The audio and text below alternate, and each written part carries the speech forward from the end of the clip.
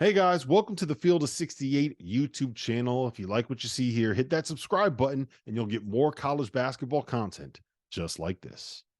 Rob Dauster. The team with the most at stake this March isn't Purdue. It's John Calipari and Kentucky. Ooh. Um, I think that those two are 1 and 2, and you can make pretty sound arguments either way. I would still tend to lead towards Purdue here, and that's because of the public narrative and the way that people view the sport of college basketball, right? Let's call it what it is.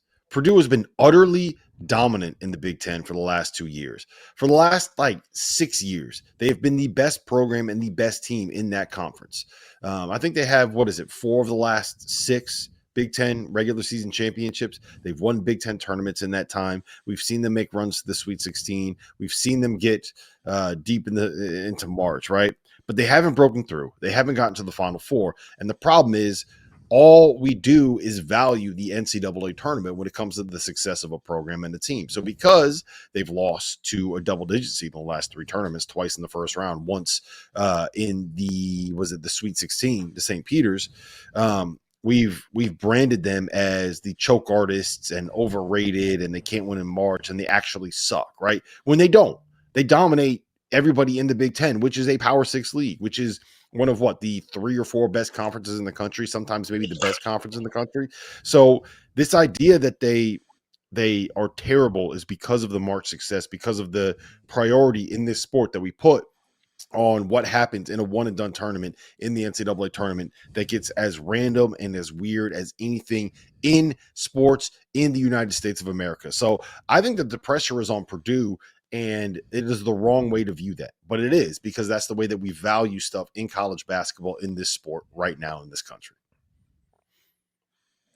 Tyler. Yeah, I'm with Dauster on this, and the reason I would say the pressure's on Purdue is because they have Zach Edey, and Zach Edey, he is a generational player in my opinion, and also Purdue.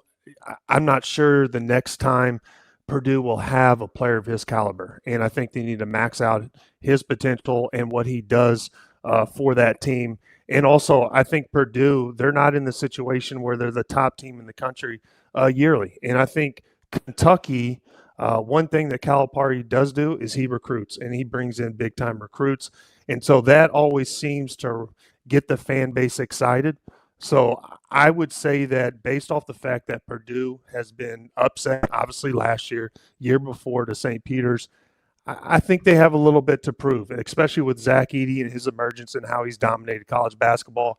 I think tournament success really needs to happen, in particular for them now, because I think it will help solidify Zach Edey's dominance and give him more credibility to what he's already established. I couldn't agree more with both of you. At the end of the day, John Calipari's been to 6 Final Fours, 4 of which have come at Kentucky. He's been a National Coach of the Year. He won national title.